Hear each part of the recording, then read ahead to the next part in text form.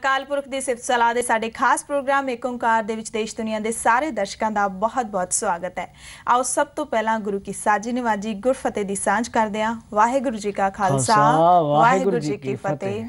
सो आप सब जानते हो कि प्रोग्राम एक ओंकार का साडा मकसद हुंदा है जुगो जुगा टल साहिब श्री गुरु ग्रंथ साहिब जी दे अंदर जो गुरु साहिबाना ने सानू अकाली बाणी तुरकी बाणी दे जरिए सही जीवन जाच दे सुनेहे बख्शे ने उन्हां नू असीं आप सब तक पहुँचाउण दी कोशिश करते हैं अपने सत्कारयोग मेहमानां दे जरिए। तो इस दे नाल ही समय समय ते सिख इतिहास की महिमा करना, सिख कौम वल्लों जो इतिहासिक दिहाड़े मनाए जाते हैं समय समय ते उन्हां दा जाहू जलाल भी तुहाडे नाल साझा करना, ये भी साडे प्रोग्राम एक ओंकार दा हिस्सा है। सो अज साडे कोल खास तौर पर पहुंचे हुए हैं भाई कुलदीप सिंह जी सरली जो कि गुरमत प्रचारक ने, देश विदेश विच गुरबाणी दा गुरमत दा सिख धर्म के प्रचार ते प्रसार लई कार्य कर रहे हैं। भाई साहब बहुत बहुत स्वागत है आप जी का। वाहिगुरू जी का खालसा वाहिगुरू जी की फतेह। सो आस्था की वार गुरु नानक पातशाह की रची हुई बहुत ही प्रसिद्ध ते मनोहर रचना है। नाल ही नाल दूसरे पातशाह गुरु अंगद साहिब दे भी इस दे विच श्लोक दर्ज ने, कुछ 24 पौड़ियां ने, कुल 59 श्लोक ने और रोज़ाना ये हर गुरु घर दे विच आस्था की वार कीर्तन गायन के रूप विच इसनूं गायन किया जाता है। सो आस्था की वार दियां 12 पौड़ियां असीं कर चुके हैं। 13वीं पौड़ी का एक श्लोक वो भी कल असीं व्याख्या कर चुके हैं। हुण अगला श्लोक है जिहड़ी उहदी व्याख्या करांगे। शुरू करते हैं अज दा धर्म विचार।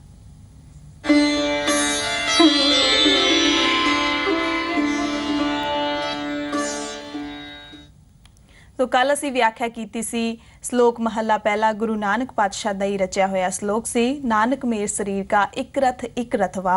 अगला श्लोक भी गुरु नानक पातशाह का रचिया होया साम कहे सितंबर स्वामी सच मह आछे सच रहे सबको सच समावै रिग कह रहा भरपूर राम नाम देवा महसूर नाए लय पराछत चाहे नानक तौ मुख अंतर पाहे जुज में जोर छली चंद्रावल कान कृष्ण जादम पया पार जात गोपी ले आया बिंद्रावन में रंग किया कल में बेद अथर्बन हुआ नाव खुदाई अल्लो पया नील बस्तर ले कपड़े पहरे तुर्क पठानी अमल किया चारे वेद हुए सचियार पढ़ै गुणै तिन चार विचार पाओ भगत कर नीच सदाए तो नानक मौखंतर पाए।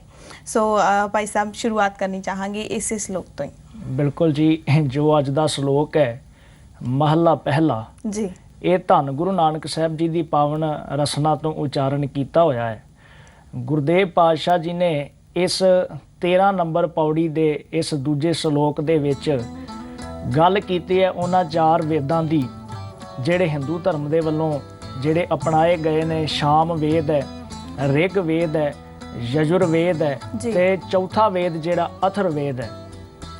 ਗੁਰਦੇਵ ਪਾਤਸ਼ਾਹ ਜੀ ਨੇ ਯੁਗਾਂ ਦਾ ਤੇ ਵੇਦਾਂ ਦਾ ਮਿਲਾਪ ਕਰਦਿਆਂ ਹੋਇਆਂ उस वरतारे नूं साडे सामने रखिया है जिस बारे गुरदेव पातशाह जी बड़ा गूढ़ ज्ञान दिंदे ने। हुण ये ते आपां कल जिहड़े श्लोक दी विचार होई सी उहदे विच बकायदा तौर ते समझ लिया है कि सिख धर्म दे अंदर गुरबाणी जिहड़ी है अखौती तौर ते जिहड़े मिथे होए युग ने उन्हां नूं मानता नहीं दिंदी, रद्द करदी है। ते जिहड़े सुभाविक तौर ते युगां दी गल आउंदी है, बंदा अपने सुभाਅ करके सतयुग विच है, अपने सुभाਅ करके ਦੁਆਪਰ ਵਿੱਚ ਹੈ, ਆਪਣੇ ਸੁਭਾਅ ਕਰਕੇ ਤ੍ਰੇਤੇ ਵਿੱਚ ਹੈ ਤੇ ਆਪਣੇ ਸੁਭਾਅ ਕਰਕੇ ਕਲਯੁਗੀ ਹੈ। ਹੁਣ ਗੁਰਦੇਵ ਪਾਤਸ਼ਾਹ ਜੀ ਨੇ ਇਹ ਤੇ ਗੱਲ ਦਾ ਨਿਰਣਾ ਪੂਰੀ ਇੱਕ ਵਿਚਾਰ ਨਾਲ ਸਾਡੇ ਸਾਹਮਣੇ ਰੱਖਿਆ ਹੈ ਕਿ ਸੋਈ ਚੰਦ ਚੜ੍ਹੇ ਸੇ ਤਾਰੇ ਸੋਈ ਦੁਨੀਅਰ ਤਪਤ ਰਹੇ ਸਾ ਧਰਤੀ ਸਾ ਪੌਣ ਝੁਲਾਰੇ ਜੋਗ ਜੀ ਖੇਲੇ ਥਾਵ ਕੈਸੇ ਭਾਵ ना तो सूरज बदलता है, ना चंद्रमा बदलता है, ना धरती बदलती है। फिर बदलिया की? सतगुरु कहते युगां दे विच बदलिया की है। हुण ये तो गुरदेव पातशाह जी ने एक निर्णय जिहड़ा वो साडे सामने क्लीयर करके रख दिता। हुण अज दे श्लोक दे अंदर धन गुरु नानक साहब महाराज सच्चे पातशाह जी ने गल कीती है कि जे ते तुसीं कहंदे हो कि सतयुग है ते सतयुग दे विच सारे सच बोलण वाले नहीं हुंदे जी जी, इस करके उहदे विच माड़े भी है ते चंगे भी आ। भाव कोई भी समा है ना ते उहदे विच सारे चंगे ही होणगे ते ना ही माड़े होणगे, उत्थे चंगे भी हुंदे ने ते माड़े भी हुंदे ने। हुण गुरदेव पातशाह जी कहंदे शाम कह, शाम वेद दा नाम है जी। शाम आखदा है, शाम वेद विच लिखिया है। कहंदे सितंबर स्वामी, उस वक्त सतयुग दा जिहड़ा स्वामी सी ਉਹ सितंबर सी, ਉਹਨੂੰ सितंबर ਦੇ ਨਾਮ ਨਾਲ ਜਾਣਿਆ ਜਾਂਦਾ ਸੀ, ਭਾਵ ਉਹ ਚਿੱਟੇ ਵਸਤਰ ਪਾਉਂਦਾ ਸੀ। ਸ਼ਾਮ ਕਹੈ सितंबर स्वामी सच मह आशा, लोग सच चाਹੁੰਦੇ सन उदों, साच रहे तो सच विच रहिंदे सन। कहंदे सब को सच समावे ਤੇ ਸਾਰੇ ਹੀ ਸੱਚ ਵਿੱਚ ਸਮਾਏ ਹੋਏ ਸਨ। ਇਹ ਕੌਣ ਕਹਿ ਰਿਹਾ? ਇਹ ਸ਼ਾਮ ਵੇਦ ਕਹਿ ਰਿਹਾ ਜੀ। ਹੁਣ ਇਸ ਤੋਂ ਅੱਗੇ ਗੁਰਦੇਵ ਪਾਤਸ਼ਾਹ ਜੀ ਨੇ ਇੱਥੇ ਮੈਂ ਇੱਕ ਗੱਲ ਕਹਿਣੀ ਚਾਹਾਂਗਾ। ਆਮ ਤੌਰ ਤੇ ਤੁਸੀਂ ਘਰਾਂ ਦੇ ਵਿੱਚ ਬੈਠ ਕੇ ਸੁਣ ਰਹੇ ਜੇ, ਪਿੰਡਾਂ ਦੇ ਵਿੱਚ ਵੀ ਜਿਹੜੇ ਵੀਰ ਨੇ ਉਹਨਾਂ ਨੂੰ ਛੇਤੀ ਉਦਾਹਰਨ ਸਮਝ ਆਏਗੀ। ਜਦੋਂ ਪਿੰਡਾਂ ਦੇ ਵਿੱਚ ਜਿੱਥੇ ਕੂੜਾ ਕਰਕਟ ਸੁੱਟਿਆ ਜਾਂਦਾ ਹੈ ਉਹਨੂੰ ਰੂੜੀ ਕਿਹਾ ਜਾਂਦਾ ਹੈ। ਜੀ ਜੀ। ਹੁਣ ਰੂੜੀ ਜਿਹੜੀ ਹੈ ਆਮ ਤੌਰ ਤੇ ਸਿੱਧੇ ਤੌਰ ਤੇ ਕੰਮ ਨਹੀਂ ਆਉਂਦੀ, ਉਹਦੇ ਕੋਲੋਂ ਕੰਮ ਨਹੀਂ ਲਿਆ ਜਾਏਗਾ। ਜੇ ਬੰਦਾ ਕਵੇ ਕਿ ਇਹਨੂੰ ਮੈਂ ਵਰਤੋਂ ਵਿੱਚ ਲਿਆਵਾਂ, ਇਹਨੂੰ ਮੈਂ ਖਾ ਨਹੀਂ ਸਕਦਾ ਜਾਂ ਕੋਈ ਕੰਮ ਨਹੀਂ ਕਰ ਸਕਦਾ ਇਹਦੇ ਨਾਲ, ਪਰ ਉਹ ਰੂੜੀ ਜਿਹੜੀ ਹੈ ਜਦੋਂ ਖੇਤਾਂ ਦੇ ਵਿੱਚ ਫਸਲ ਬੀਜਣੀ ਹੈ ਤੇ ਉਹਨੂੰ ਰੂੜੀ ਨੂੰ ਖੇਤਾਂ ਦੇ ਵਿੱਚ ਪਾਇਆ ਜਾਂਦਾ ਹੈ, ਖਾਦ ਦੇ ਤੌਰ ਤੇ ਉਹ ਰੂੜੀ ਕੰਮ ਆਉਂਦੀ ਹੈ। ਬਿਲਕੁਲ। ਹੁਣ ਉਸ ਰੂੜੀ ਦੇ ਜਿਹੜੇ ਤੱਤ ਨੇ ਕਿਤੇ ਨਾ ਕਿਤੇ ਉਹ ਫਸਲ ਦੇ ਰਾਹੀਂ ਫਸਲ ਦੇ ਵਿੱਚ ਹੁੰਦੇ ਨੇ। ਉਹ ਚੰਗੇ ਤੱਤ ਜਿਹੜੇ ਨੇ ਉਹ ਕਣਕ ਦੇ ਵਿੱਚ ਨੇ, ਝੋਨੇ ਦੇ ਵਿੱਚ ਨੇ, ਜਾਂ ਮਕਈ ਬੀਜਦੇ ਆ ਉਹਦੇ ਵਿੱਚ ਉਹ ਰੂੜੀ ਦੇ ਤੱਤ ਆਉਂਦੇ ਨੇ, ਪਰ ਸਿੱਧੇ ਤੌਰ ਤੇ ਉਹਨੂੰ ਅਸੀਂ ਵਰਤੋਂ ਨਹੀਂ ਕਰ ਸਕਦੇ, ਉਹਦੇ ਤੱਤ ਸਿੱਧੇ ਤੌਰ ਤੇ ਨਹੀਂ ਵਰਤ ਸਕਦੇ। ਹੁਣ ਗੁਰਦੇਵ ਪਾਤਸ਼ਾਹ ਜੀ ਨੇ ਵੀ ਇਸੇ ਤਰ੍ਹਾਂ ਸਾਡੇ ਸਾਹਮਣੇ ਵਿਚਾਰ ਰੱਖੀ ਹੈ। ਜਿਹੜੀ ਰੂੜੀਵਾਦੀ ਸੋਚ ਹੈ, ਰੂੜੀਵਾਦੀ ਸੋਚ ਨੂੰ ਗੁਰਦੇਵ ਪਾਤਸ਼ਾਹ ਜੀ ਨੇ ਬੜੇ ਸਹਿਜ ਤੇ ਬੜੇ ਚੰਗੇ ਤੇ ਸੋਹਣੇ ਤਰੀਕੇ ਨਾਲ ਸਾਡੇ ਸਾਹਮਣੇ ਰੱਖਿਆ ਤੇ ਸੱਚ ਨਾਲ ਜੋੜਿਆ, ਸੱਚ ਦੀ ਵਿਚਾਰ ਨਾਲ ਜੋੜਿਆ। ਜਿਵੇਂ ਗੁਰਬਾਣੀ ਦੇ ਵਿੱਚ ਅਸੀਂ ਪੜ੍ਹਦੇ ਹਾਂ, ਰਾਮ ਜਪੋ ਜੀ ਐਸੇ ਐਸੇ। ਹੁਣ ਉਦਾਹਰਨ ਦਿੱਤੀ ਹੈ, ਕਹਿੰਦੇ ਧਰੂ ਪ੍ਰਹਲਾਦ ਜਪਿਓ ਹਰ ਜੈਸੇ। ਜਿਵੇਂ ਧਰੂ ਭਗਤ ਨੇ, ਜਿਵੇਂ ਪ੍ਰਹਲਾਦ ਨੇ ਜਪਿਆ, ਇਵੇਂ ਤੂੰ ਰੱਬ ਨੂੰ ਜਪ, ਇਵੇਂ ਤੂੰ ਰਾਮ ਵਾਹਿਗੁਰੂ ਅਕਾਲ ਪੁਰਖ ਦੇ ਗੁਣਾਂ ਨੂੰ ਬਿਆਨ ਕਰ, ਆਪਣੀ ਜ਼ਿੰਦਗੀ ਦਾ ਆਧਾਰ ਬਣਾ। ਉਦਾਹਰਨ ਕਿਹੜੀ ਦਿੱਤੀ ਹੈ? ਉਦਾਹਰਨ ਸਤਿਗੁਰਾਂ ਨੇ ਮਿਥਿਹਾਸਕ ਦਿੱਤੀ ਹੈ, ਪਰ ਜੋੜਿਆ ਕਿਹਦੇ ਨਾਲ ਹੈ? ਅਕਾਲ ਪੁਰਖ ਦੇ ਨਾਲ। ਉਸ ਉਦਾਹਰਨ ਜਿਹੜੀ ਹੈ, ਉਸ ਉਦਾਹਰਨ ਦੇ ਨਾਲ ਨਹੀਂ ਅਸੀਂ ਜੁੜਨਾ, ਉਸ ਉਦਾਹਰਨ ਨੂੰ ਓਨਲੀ ਉਦਾਹਰਨ ਦੇ ਤੌਰ ਤੇ ਵੇਖਣਾ। ਜੁੜਨਾ ਅਕਾਲ ਪੁਰਖ ਨਾਲ ਹੈ ਕਿ ਜਿਵੇਂ ਧਰੂ ਭਗਤ, ਜਿਵੇਂ ਭਗਤ ਪ੍ਰਹਲਾਦ ਜੁੜਿਆ, ਆਪਣੇ ਪਿਤਾ ਦੀ ਆਗਿਆ ਉਹਨੇ ਨਹੀਂ ਮੰਨੀ, ਕਿਉਂਕਿ ਪਿਤਾ ਕਹਿੰਦਾ ਸੀ ਮੈਂ ਹੀ ਰੱਬ ਹਾਂ, ਮੈਂ ਹੀ ਸਾਰੀ ਦੁਨੀਆ ਨੂੰ ਪਾਲ ਰਿਹਾ, ਮੈਂ ਹੀ ਰਾਜਾ। ਤੇ ਉੱਥੇ ਪ੍ਰਹਲਾਦ ਨੇ ਕਿਹਾ ਸੀ ਪਿਤਾ ਜੀ ਜਿਹੜਾ ਤੁਹਾਨੂੰ ਵੀ ਪਾਲ ਰਿਹਾ ਮੈਂ ਉਸ ਰੱਬ ਦੀ ਪੂਜਾ ਕਰਦਾ। ਹੁਣ ਇਹ ਇੱਕ ਬਹੁਤ ਵੱਡੀ ਉਦਾਹਰਨ ਹੈ। ਅਸੀਂ ਉਦਾਹਰਨ ਦੇ ਨਾਲ ਜੁੜ ਗਏ, ਅਸੀਂ ਪ੍ਰਹਲਾਦ ਨਾਲ ਤਾਂ ਜੁੜ ਗਏ, ਪਰ ਉਹਦੀ ਉਦਾਹਰਨ ਜਿਹੜੀ ਉਹ ਤੋਂ ਸਿੱਖਿਆ ਕੁਝ ਪ੍ਰਾਪਤ ਨਹੀਂ ਕਰ ਸਕੇ। ਸੋ ਸਤਿਗੁਰਾਂ ਨੇ ਇਹ ਰੂੜੀਵਾਦੀ ਸੋਚ ਜਿਹੜੀ ਸੀ ਗੁਰਦੇਵ ਪਾਤਸ਼ਾਹ ਜੀ ਨੇ ਚੰਗੇ ਪੱਖ ਦੇ ਰਾਹੀਂ ਸਾਡੇ ਸਾਹਮਣੇ ਰੱਖੀ। ਹੁਣ ਇਸੇ ਤਰ੍ਹਾਂ ਹੀ ਸ਼ਾਮ ਵੇਦ ਦੇ ਵਿੱਚ ਲਿਖਿਆ ਕਿ ਸਤਯੁਗ ਦੇ ਵਿੱਚ ਜਿਹੜਾ ਸ਼ਤੰਬਰ ਸਵਾਮੀ ਹੈ ਉਹ ਚਿੱਟੇ ਕੱਪੜੇ ਪਾਉਂਦਾ ਸੀ, ਸਾਰੇ ਲੋਕ ਸੱਚ ਵਿੱਚ ਜੁੜੇ ਸਨ, ਸੱਚ ਨੂੰ ਚਾਹੁੰਦੇ ਸਨ। ਇਸ ਤੋਂ ਅੱਗੇ ਰਿਗ ਕਹਿ, ਰਿਗ ਵੇਦ ਜਿਹੜਾ ਉਹਨੇ ਕਿਹਾ, ਉਹਦੇ 'ਚ ਲਿਖਿਆ, ਕਹਿੰਦੇ ਰਿਗ ਕਹਿ ਰਹਿਆ ਭਰਪੂਰ। ਰੱਬ ਸਾਰੀਆਂ ਥਾਵਾਂ ਤੇ ਭਰਪੂਰ ਹੈ। ਰਿਗ ਕਹਿ ਰਹਿਆ ਭਰਪੂਰ, ਰਾਮ ਨਾਮ ਦੇਵਾ ਮਹਿਸੂਰ। ਕਹਿੰਦੇ ਰਾਮ ਦਾ ਨਾਮ ਜਿਹੜਾ ਉਹ ਦੇਵਤਿਆਂ ਦੇ ਵਿੱਚ ਸੂਰਮਿੰਗ ਸੂਰਜ ਵਾਂਗ ਚਮਕ ਰਿਹਾ। ਸ਼੍ਰੀ ਰਾਮ ਜੀ ਦਾ ਨਾਮ ਇਹ ਰਿਗ ਵੇਦ ਨੇ ਲਿਖਿਆ ਜੀ। ਨਾਏ ਲਿਆ। ਹੁਣ ਰਿਗ ਵੇਦ ਨੇ ਲਿਖਿਆ ਹੈ ਕਿ ਜਿਹੜਾ ਰਾਮ ਜੀ ਦਾ ਨਾਮ ਲੈਂਦਾ, ਸ਼੍ਰੀ ਰਾਮ ਚੰਦਰ ਜੀ ਦਾ ਨਾਮ ਜਪਦਾ, ਪਰਾਸ਼ਤ ਜਾਹੇ, ਉਹਦੇ ਪਰਾਸ਼ਤ, ਉਹਦੇ ਪਾਪ ਦੂਰ ਹੋ ਜਾਂਦੇ ਨੇ। ਨਾਨਕ ਹੇ ਨਾਨਕ ਤੋ ਮੁਖੰਤਰ ਪਾਹੇ। ਇਹ ਗੁਰੂ ਨਾਨਕ ਸਾਹਿਬ ਨਹੀਂ ਕਹਿ ਰਹੇ ਕਿ ਮੁਖੰਤਰ ਜਿਹੜੀ ਮੁਕਤੀ ਹੈ ਉਹ ਸ਼੍ਰੀ ਰਾਮ ਚੰਦਰ ਜੀ ਦੇ ਨਾਮ ਦੇ ਨਾਲ ਹੀ ਹੋਏਗੀ। ਇਹ ਰਿਗ ਵੇਦ ਦੇ ਵਿੱਚ ਲਿਖਿਆ ਹੈ ਕਿ ਤੋ ਮੁਖੰਤਰ ਪਾਹੇ, ਜਿਹੜਾ ਰਾਮ ਜੀ ਦਾ ਨਾਮ ਜਪਦਾ ਉਹਨੂੰ ਮੁਕਤੀ ਪ੍ਰਾਪਤ ਹੁੰਦੀ ਹੈ। ਇਹ ਰਿਗ ਵੇਦ ਦੀ ਜ਼ੁਬਾਨੀ ਹੈ ਜੀ। ਇਸ ਤੋਂ ਅੱਗੇ ਤੀਜਾ ਵੇਦ ਜਿਹੜਾ ਜੁਜ ਮਹਿ ਜੋਰ ਛਲੀ ਚੰਦਰਾਵਲ ਕਾਣ ਕ੍ਰਿਸ਼ਨ ਜਾਦਮ ਭਇਆ। ਹੁਣ ਕਹਿੰਦੇ ਜਜੁਰ ਵੇਦ ਦੇ ਵਿੱਚ ਲਿਖਿਆ ਹੈ ਕਿ ਜੁਜ ਮਹਿ ਜੋਰ ਛਲੀ ਚੰਦਰਾਵਲ, ਭਾਵ ਕ੍ਰਿਸ਼ਨ ਜੀ ਨੇ ਜ਼ੋਰ ਦੇ ਨਾਲ, ਛਲੀ ਦਾ ਮੀਨਿੰਗ ਹੈ ਛਲ, ਕਪਟ ਦੇ ਨਾਲ ਚੰਦਰਾਵਲੀ ਜਿਹੜੀ ਗੋਪੀ ਸੀ ਉਹਨੂੰ ਛਲ ਲਿਆ, ਉਹਨੂੰ ਜਿੱਤ ਲਿਆ। ਕਾਣ ਕ੍ਰਿਸ਼ਨ ਜਾਦਮ ਪਾਇਆ। ਹੁਣ ਜਜੁਰਵੇਦ ਨੇ ਕਿਹਾ ਹੈ ਕਿ ਜਿਸ ਨੇ ਇਸਤਰੀ ਨੂੰ ਛਲਿਆ, ਇਸਤਰੀ ਨੂੰ ਚੰਦਰਾਵਲੀ ਨੂੰ ਲਿਆਂਦਾ, ਗੋਪੀ ਨੂੰ ਛਲਿਆ, ਉਹਦਾ ਨਾਮ ਸੀ ਕਾਣ ਕ੍ਰਿਸ਼ਨ ਜਾਦਮ ਪਾਇਆ। ਜਾਦਮ ਦੇ ਵਿੱਚ ਉਹ ਪਰਿਵਾਰ ਵਿੱਚ ਪੈਦਾ ਹੋਇਆ ਤੇ ਉਹਨਾਂ ਦਾ ਨਾਮ ਸੀ ਕ੍ਰਿਸ਼ਨ। ਇਹ ਜਜੁਰਵੇਦ ਦੀ ਜ਼ੁਬਾਨੀ ਹੈ ਜੀ ਜੀ। ਇਸ ਤੋਂ ਅੱਗੇ ਕਹਿੰਦੇ ਪਾਰ ਜਾਤ। ਪਾਰ ਜਾਤ ਇੱਕ ਰੁੱਖ ਦਾ ਨਾਮ ਹੈ, ਇੱਕ ਬ੍ਰਿਸ਼ ਦਾ ਨਾਮ ਹੈ। ਇਹ ਉਹ ਰੁੱਖ ਹੈ ਜਦੋਂ ਦੇਵਤਿਆਂ ਨੇ ਸਮੁੰਦਰ ਨੂੰ ਰਿੜਕਿਆ ਸੀ ਤੇ ਉਹਦੇ ਵਿੱਚੋਂ 14 ਰਤਨ ਜਿਹੜੇ ਉਤਪੰਨ ਹੋਏ ਸਨ, ਉਹਨਾਂ ਦੇ ਵਿੱਚੋਂ ਇੱਕ ਇਹ ਪਾਰਜਾਤ ਰੁੱਖ ਸੀ ਜੀ। ਕਹਿੰਦੇ ਪਾਰਜਾਤ ਗੋਪੀ ਲੈ ਆਇਆ। ਕ੍ਰਿਸ਼ਨ ਜੀ ਦੇ ਬਾਗ ਦੇ ਵਿੱਚ ਉਹਨਾਂ ਨੇ ਰੁੱਖ ਲੈ ਕੇ ਆਇਆ ਪਾਰਜਾਤ ਰੁੱਖ ਨੂੰ ਲਿਆਂਦਾ ਜੀ। ਪਾਰਜਾਤ ਗੋਪੀ ਲੈ ਆਇਆ। ਫਿਰ ਉੱਥੇ ਜਿਹੜੀ ਛਲੀ ਸੀ ਗੋਪੀ, ਉਹਨੂੰ ਲੈ ਕੇ ਆਏ। ਪਾਰਜਾਤ ਗੋਪੀ ਲੈ ਆਇਆ ਬਿੰਦਰਾਵਨ ਮੈਂ ਰੰਗ ਕੀਆ। ਫਿਰ ਉੱਥੇ ਉਹਨਾਂ ਨੇ ਰੰਗ ਰਲੀਆਂ ਬਣਾਈਆਂ। ਇਹ ਜਿਹੜਾ ਜਜੁਰਵੇਦ ਦੀ ਜ਼ੁਬਾਨੀ ਹੈ। ਜੀ ਹੁਣ ਚੌਥੇ ਨੰਬਰ ਤੇ ਕਹਿੰਦੇ ਕਲਮ ਹੈ, ਕਲਯੁਗ ਦੇ ਵਿੱਚ ਵੇਦ ਅਥਰਬਨ ਹੁਆ, ਜਿਹੜਾ ਅਥਰ ਵੇਦ ਹੈ ਉਹ ਹੋਇਆ। ਜੀ ਫਿਰ ਉਹਨੇ ਕਿਸ ਰੱਬ ਬਾਰੇ ਗੱਲ ਕੀਤੀ? ਉਹ ਕਹਿੰਦੇ ਨਾਉ ਖੁਦਾਈ ਅੱਲਾ ਪਿਆ। ਕਹਿੰਦੇ ਜਿਹੜਾ ਰੱਬ ਦਾ ਖੁਦਾ ਦਾ ਨਾਮ ਹੈ ਉਹ ਅੱਲਾ ਅੱਲਾ ਹੈ, ਜਿਹੜਾ ਅੱਲਾ ਅੱਲਾ ਜਪੇਗਾ ਤਰ ਜਾਏਗਾ। ਜੀ ਨੀਲ ਬਸਤਰ ਲੈ ਕੱਪੜੇ ਪਹਿਰੇ, ਜੀ ਤੁਰਕ ਪਠਾਣੀ ਅਮਲ ਕੀਆ। ਅਮਲ ਦਾ ਮੀਨਿੰਗ ਹੈ ਰਾਜ। ਕਹਿੰਦੇ ਜਦੋਂ ਤੁਰਕਾਂ ਨੇ ਪਠਾਣਾ ਨੇ ਰਾਜ ਕੀਤਾ ਤੇ ਉਹਨਾਂ ਨੇ ਨੀਲੇ ਵਸਤਰ ਪਹਿਨਣੇ ਜਿਹੜੇ ਸਨ ਉਹ ਸ਼ੁਰੂ ਕਰ ਦਿੱਤੇ। ਨੀਲ ਬਸਤਰ ਲੈ ਕੱਪੜੇ ਪਹਿਰੇ, ਤੁਰਕ ਪਠਾਣੀ ਅਮਲ ਕੀਆ, ਚਾਰੇ ਵੇਦ ਹੋਏ ਸਚਿਆਰ। ਗੁਰਦੇਵ ਪਾਤਸ਼ਾਹ ਜੀ ਕਹਿੰਦੇ ਇਸੇ ਤਰ੍ਹਾਂ ਹਰ ਇੱਕ ਯੁੱਗ ਦੇ ਅੰਦਰ ਲੋਕਾਂ ਨੇ ਇਹਨਾਂ ਵੇਦਾਂ ਨੂੰ ਮਾਨਤਾ ਦੇ ਦਿੱਤੀ। ਚਾਰੇ ਵੇਦ ਹੋਏ ਸਚਿਆਰ, ਇਹਨਾਂ ਨੂੰ ਸੱਚਾ ਮੰਨ ਲਿਆ। ਪੜ੍ਹੇ ਗੁਣੇ ਤਿੰਨ ਚਾਰ ਵਿਚਾਰ, ਕਹਿੰਦੇ ਇਹਨਾਂ ਨੂੰ ਪੜ੍ਹਦੇ ਸਨ, ਇਹਨਾਂ ਦੇ ਵਿਚਾਰ ਕਰਦੇ ਸਨ। ਜੀ ਤਿੰਨ ਚਾਰ ਵਿਚਾਰ। ਹੁਣ ਜਿਹੜਾ ਇੱਥੇ ਚਾਰ ਲਫ਼ਜ਼ ਆਇਆ ਹੈ, ਚਾਰ ਲਫ਼ਜ਼ ਗੁਰਬਾਣੀ ਦੇ ਅੰਦਰ ਦੋ ਅਰਥਾਂ ਦੇ ਵਿੱਚ ਆਇਆ ਹੈ। ਜੀ ਸਭ ਤੋਂ ਪਹਿਲਾਂ ਜਦੋਂ ਅਸੀਂ ਚਾਰ ਲਫ਼ਜ਼ ਨੂੰ ਪੜ੍ਹਦੇ ਹਾਂ ਤੇ ਚਾਰ ਚੱਚੇ ਨੂੰ ਕੰਨਾ ਤੇ ਰਾਰੇ ਨੂੰ ਸਿਹਾਰੀ ਹੈ। ਉਹ ਜਿਹੜਾ ਚਾਰ ਲਫ਼ਜ਼ ਹੈ ਉਹ ਗਿਣਤੀ ਚ ਆਉਂਦਾ ਹੈ। ਉਦਾਹਰਨ ਦੇ ਤੌਰ ਤੇ ਜਦੋਂ ਸੁਖਮਨੀ ਸਾਹਿਬ ਦੀ ਬਾਣੀ ਪੜ੍ਹਦੇ ਹਾਂ, ਚਾਰ ਪਦਾਰਥ ਜੇ ਕੋ ਮੰਗੇ, ਜੀ ਹੁਣ ਉੱਥੇ ਗਿਣਤੀ ਵਾਚਕ ਹੈ, ਉੱਥੇ ਚਾਰ ਪਦਾਰਥਾਂ ਦੀ ਗੱਲ ਕੀਤੀ ਹੈ। ਤੇ ਜਦੋਂ ਅਸੀਂ ਜਪਜੀ ਸਾਹਿਬ ਨੂੰ ਪੜ੍ਹਦੇ ਹਾਂ ਤੇ ਜਪਜੀ ਸਾਹਿਬ ਦੀ ਗੁਰਬਾਣੀ ਦੇ ਅੰਦਰ ਆਉਂਦਾ ਗਾਵੇ ਕੋ ਗੁਣ ਵਡਿਆਈਆਂ ਚਾਰ, ਉੱਥੇ ਗਿਣਤੀ ਚ ਨਹੀਂ ਹੈ। ਉੱਥੇ ਚਾਰ ਦਾ ਮੀਨਿੰਗ ਹੈ ਸੋਹਣਾ, ਸੁੰਦਰ, ਸੁੰਦਰ ਵਡਿਆਈਆਂ ਜਿਹੜਾ ਗਾਉਂਦਾ ਹੈ। ਹੁਣ ਇੱਥੇ ਵੀ ਜਿਹੜਾ ਚਾਰ ਲਫ਼ਜ਼ ਆਇਆ ਇਹ ਗਿਣਤੀ ਵਾਚਕ ਨਹੀਂ ਹੈ, ਇਹਦਾ ਮੀਨਿੰਗ ਹੈ ਸੋਹਣਾ, ਸੁੰਦਰ।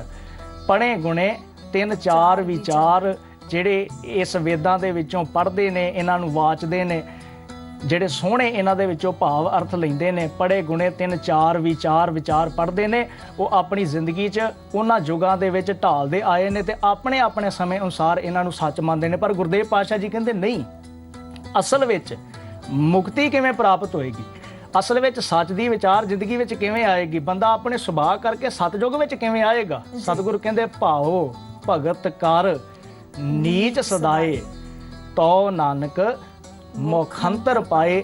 ਜਿਹੜਾ ਪ੍ਰੇਮਾ ਭਗਤੀ ਅਕਾਲ ਪੁਰਖ ਦੀ ਭਗਤੀ ਦੇ ਵਿੱਚ ਲੀਨ ਹੈ, ਜਿਹਦੇ ਅੰਦਰ ਗੁਣ ਨੇ, ਜਿਹਦੇ ਅੰਦਰ ਸਚਾਈ ਹੈ, ਜਿਹਦੇ ਅੰਦਰ ਇਮਾਨਦਾਰੀ ਹੈ, ਜਿਹਦੇ ਅੰਦਰ ਸਹਿਜ ਹੈ, ਸੰਤੋਖ ਹੈ, ਮਿੱਠਾ ਬੋਲਣਾ ਹੈ, ਜਿਹਦੇ ਅੰਦਰ ਚੰਗੀਆਂ ਵਿਚਾਰਾਂ ਨੇ, ਸਤਿਗੁਰੂ ਕਹਿੰਦੇ ਭਾਓ ਭਗਤ ਕਰ ਨੀਚ ਸਦਾਏ।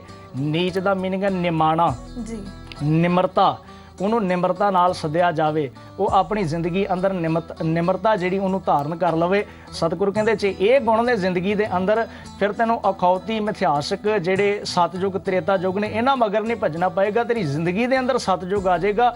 ਤੋ ਨਾਨਕ ਮੁਖ ਅੰਤਰ ਪਾਏ, ਇਸ ਤਰੀਕੇ ਦੇ ਨਾਲ ਤੈਨੂੰ ਮੁਕਤੀ ਦੀ ਪ੍ਰਾਪਤੀ ਹੋਏਗੀ। ਜੀ ਜੀ ਬਿਲਕੁਲ ਭਾਈ ਸਾਹਿਬ। ਸੋ ਪੂਰੇ ਇਸ ਜੋ ਸ਼ਲੋਕ ਦਾ ਜੇ ਆਪਾਂ ਭਾਵ ਅਰਥ ਦੇਖੀਏ ਤਾਂ ਜਿੰਨੇ ਜੋ ਚਾਰੇ ਵੇਦ ਨੇ ਉਹਨਾਂ ਦੇ ਵਿੱਚ ਕੀ ਕੀ ਲਿਖਿਆ, ਪਰਮਾਤਮਾ ਦੀ ਪ੍ਰਾਪਤੀ ਕਿਵੇਂ ਹੋਏਗੀ, ਉਸ ਬਾਰੇ ਗੁਰੂ ਨਾਨਕ ਪਾਤਸ਼ਾਹ ਨੇ ਵਿਆਖਿਆਨ ਕੀਤਾ ਹੈ। ਸੰਖੇਪ ਦੇ ਵਿੱਚ ਸਾਨੂੰ ਉਹ ਜਿਹੜੇ ਗ੍ਰੰਥਾਂ ਦੀ ਜੋ ਵਿਆਖਿਆ ਹੈ ਉਹ ਦੱਸੀ ਹੈ। ਸੋ ਅੱਗੇ ਵਧੀਏ ਤਾਂ ਅਗਲੀ ਪੌੜੀ ਆ ਜਾਂਦੀ ਹੈ, ਸਤਿਗੁਰ ਵਿਟ ਹੋਵਾਰਿਆ ਜਿਤ ਮਿਲਿਆ ਖਸਮ ਸੰਭਾਲਿਆ।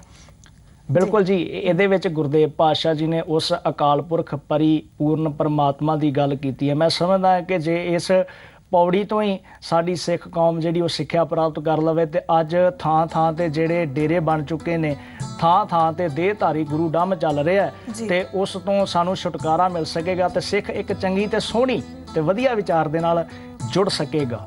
ਹੁਣ ਸਭ ਤੋਂ ਪਹਿਲਾਂ ਇਹ ਜਿਹੜੀ ਪੌੜੀ ਅਸਲ 'ਚ ਮੇਨ ਭਾਵ ਨੇ, ਇਹਦੇ ਨਾਲ ਜਿੰਨੇ ਵੀ ਸ਼ਲੋਕ ਨੇ ਪੌੜੀ ਦੀ ਹੀ ਵਿਆਖਿਆ ਕਰਦੇ ਨੇ। ਬਿਲਕੁਲ।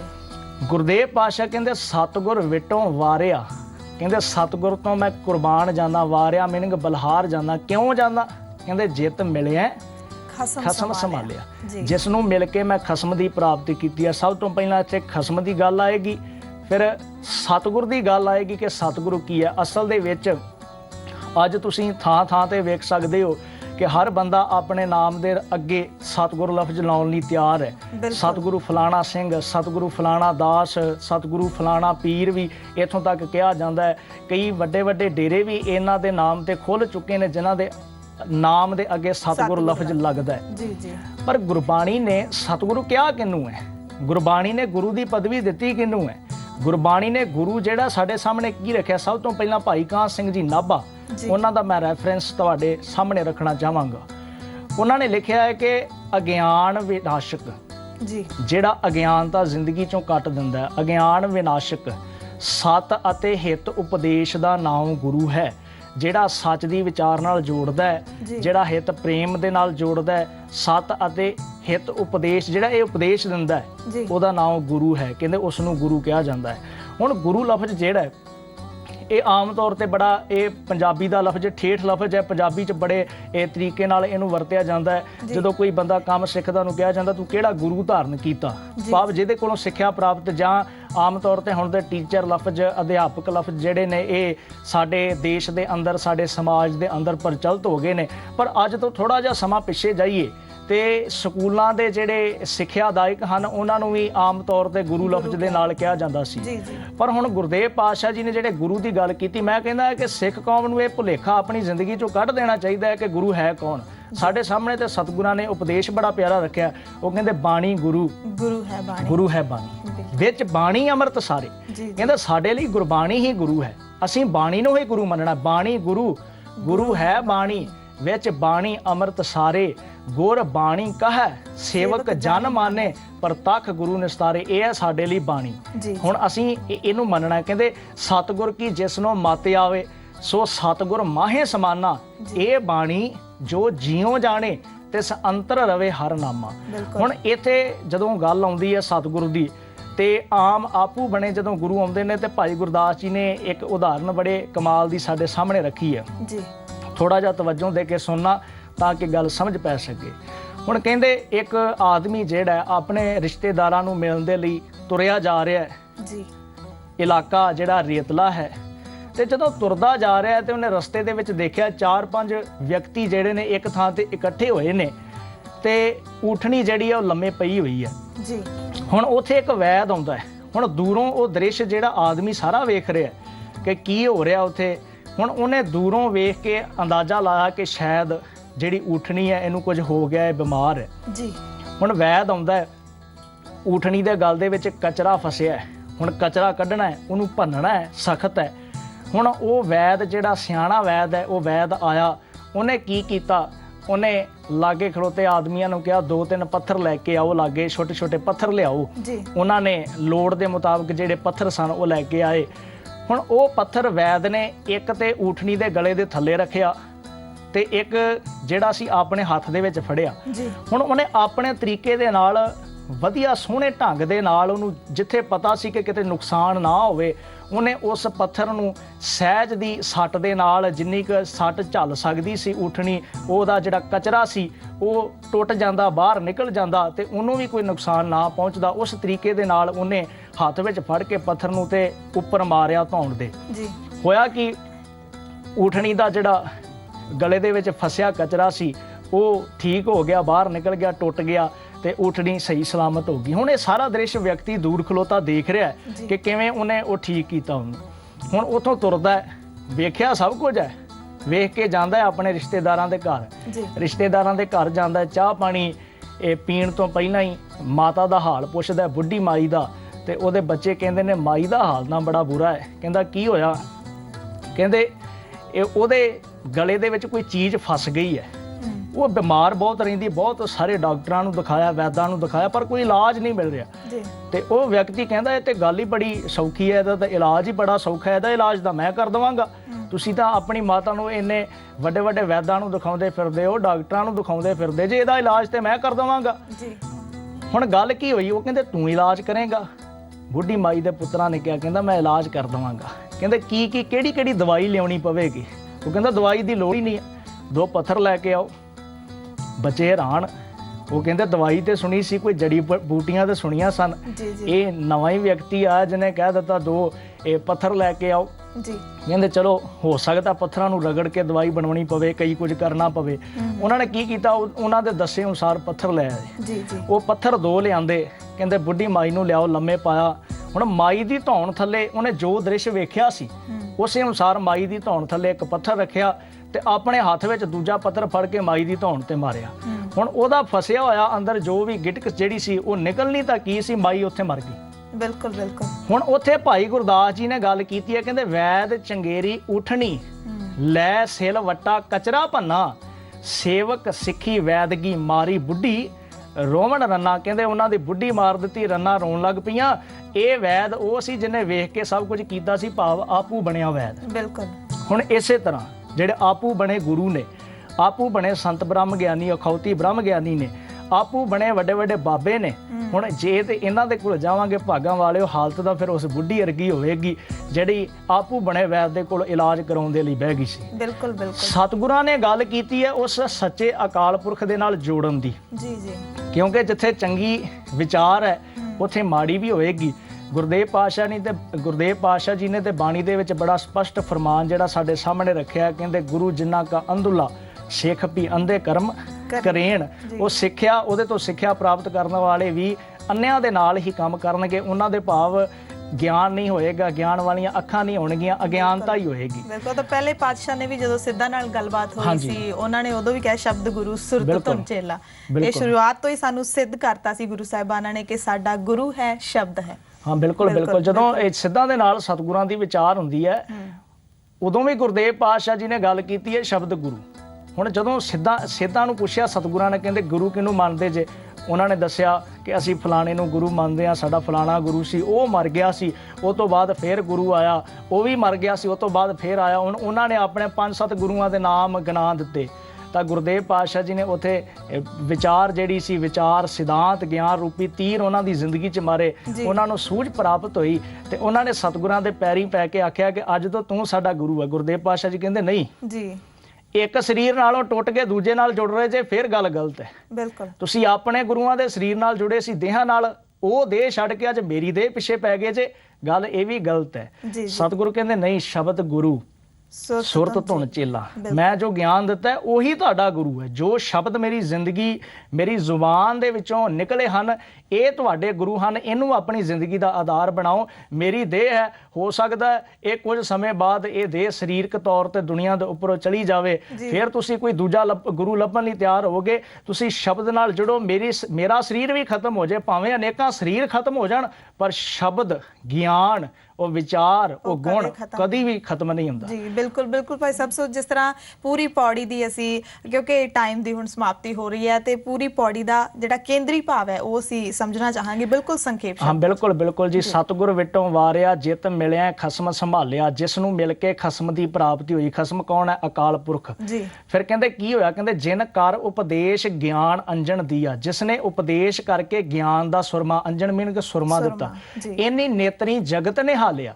ਫਿਰ ਕਹਿੰਦੇ ਗਿਆਨ ਰੂਪੀ ਨੇਤਰਾਂ ਦੇ ਨਾਲ ਜਗਤ 'ਚ ਵੇਖਿਆ। ਕੀ ਵੇਖਿਆ? ਜਗਤ ਦੇ ਵਿੱਚ ਖਸਮ ਛੋੜ ਦੂਜੇ ਲੱਗੇ। ਜਿਨ੍ਹਾਂ ਨੇ ਖਸਮ ਨੂੰ ਛੱਡ ਦਿੱਤਾ, ਮੈਂ ਉਹ ਵੇਖਿਆ ਕਿ ਦੂਜੇ ਨਾਲ ਲੱਗੇ ਡੁੱਬੇ ਸੇਵਣ ਜਾ ਰਿਹਾ। ਉਹ ਵਪਾਰੀ ਜਿਹੜੇ ਖਸਮ ਨੂੰ ਛੱਡ ਕੇ ਦੂਜੇ ਨਾਲ ਲੱਗੇ ਹੋਏ ਸਨ, ਉਹ ਡੁੱਬ ਕੇ ਭਾਵ ਆਤਮਿਕ ਮੌਤੇ ਮਰ ਗਏ। ਕਹਿੰਦੇ ਸਤਿਗੁਰ ਹੈ ਬਹੁਤਾ ਮੀਨਿੰਗ ਜਹਾਜ਼, ਬੇੜੀ। ਕਹਿੰਦੇ ਸਤਿਗੁਰੂ ਜਹਾਜ਼ ਹੈ, ਵਿਰਲੇ ਕਿਹਨੇ ਵਿਚਾਰਿਆ? ਇਸ ਸਿਧਾਂਤ ਦੀ ਵਿਚਾਰ ਕਿਸੇ ਵਿਰਲੇ ਨੇ ਕੀਤੀ ਹੈ ਕਿ ਗੁਰੂ ਜਹਾਜ਼ ਹੈ, ਤੇ ਇਸ ਜਹਾਜ਼ ਦੇ ਵਿੱਚ ਬੈਠ ਕੇ ਅਸੀਂ ਸੰਸਾਰ ਸਮੁੰਦਰ ਨੂੰ ਪਾਰ ਕਰਾਂਗੇ। ਕਰ ਕਿਰਪਾ ਪਾਰ ਉਤਾਰਿਆ। ਉਸ ਦੀ ਕਿਰਪਾ ਦੇ ਨਾਲ ਅਸੀਂ ਇਸ ਸੰਸਾਰ ਰੂਪੀ ਵਿਕਾਰਾਂ ਦੇ ਸਮੁੰਦਰ ਤੋਂ ਪਾਰ ਉਤਰਾਂਗੇ। ਜੀ ਜੀ ਬਿਲਕੁਲ ਭਾਈ ਸਾਹਿਬ। ਸੋ ਇਸ ਪੂਰੀ ਪੌੜੀ ਦੇ ਵਿੱਚੋਂ ਅਸੀਂ ਅੰਤਲੀਆਂ 2 ਲਾਈਨਾਂ ਨੇ ਜਿਹੜੀਆਂ 2 ਤੁਕਾਂ ਨੇ, ਉਹਨਾਂ ਤੇ ਅਸੀਂ ਵਿਚਾਰ ਕਰ ਲਈਏ, ਮਨ ਵਿੱਚ ਵਸਾ ਲਈਏ। ਸਤਿਗੁਰੂ ਹੈ ਬੋਹਿਥਾ ਵਿਰਲੇ ਕਿਨੇ ਵਿਚਾਰਿਆ, ਕਰ ਕਿਰਪਾ ਪਾਰ ਉਤਾਰਿਆ। ਤੇ ਨਾਲ ਹੀ ਨਾਲ ਸਾਡਾ ਸਤਿਗੁਰ ਹੈ ਕੌਣ? ਗੁਰੂ ਸਾਹਿਬ ਨੇ ਸਾਨੂੰ ਕੀ ਬਖਸ਼ਿਸ਼ ਕੀਤੀ ਹੈ? ਸ਼ਬਦ ਗੁਰੂ ਦੇ ਬਾਰੇ। ਸੋ ਆਸਾ ਕੀ ਵਾਰ ਦੀ 12ਵੀਂ ਪੌੜੀ ਦੀ 13ਵੀਂ ਪੌੜੀ ਦੀ ਵਿਆਖਿਆ ਜਿਹੜੀ ਉਹ ਵੀ ਸਮਾਪਤ ਹੋ ਚੁੱਕੀ ਹੈ। ਕੱਲ ਨੂੰ ਅਸੀਂ 14ਵੀਂ ਪੌੜੀ ਤੇ ਨਾਲ ਹੀ ਸ਼ਲੋਕਾਂ ਦੀ ਵਿਆਖਿਆ ਕਰਾਂਗੇ। ਤੇ ਨਾਲ ਹੀ ਨਾਲ ਦੱਸ ਦਈਏ ਕਿ ਭਾਈ ਕੁਲਦੀਪ ਸਿੰਘ ਸਰਲੀ ਇਹੀ ਸਾਡੇ ਨਾਲ ਜੁੜੇ ਰਹਿਣਗੇ ਕੱਲ ਨੂੰ ਵੀ। ਸੋ ਭਾਈ ਸਾਹਿਬ ਆਪ ਜੀ ਦਾ ਵੀ ਬਹੁਤ ਬਹੁਤ ਸਵਾਗਤ ਹੈ ਪ੍ਰੋਗਰਾਮ ਦੇ ਵਿੱਚ ਆਉਣ ਦੇ ਲਈ। ਸੋ ਤੁਹਾਡੇ ਮਨਾਂ ਦੇ ਵਿੱਚ ਇਸ ਅੱਜ ਦੀ ਵਿਚਾਰ ਸੰਬੰਧੀ ਕੋਈ ਸਵਾਲ ਸੁਝਾਅ ਹੋਣ ਤੁਸੀਂ ਸਾਨੂੰ ਭੇਜ ਸਕਦੇ ਹੋ। ਸਾਡਾ ਈਮੇਲ ਪਤਾ ਨੋਟ ਕਰ ਲਓ, editorpunjabi@zmedia.slgroup.com। SMS ਭੇਜਣ ਲਈ ਤੁਸੀਂ ਟਾਈਪ ਕਰੋ ਏਕ ਓਂਕਾਰ ਸਪੇਸ ਦੇ ਕੇ ਆਪਣਾ ਸਵਾਲ ਸੁਝਾਅ, ਆਪਣਾ ਨਾਮ ਲਿਖੋ, ਭੇਜ ਦਿਓ 57575 ਉੱਤੇ।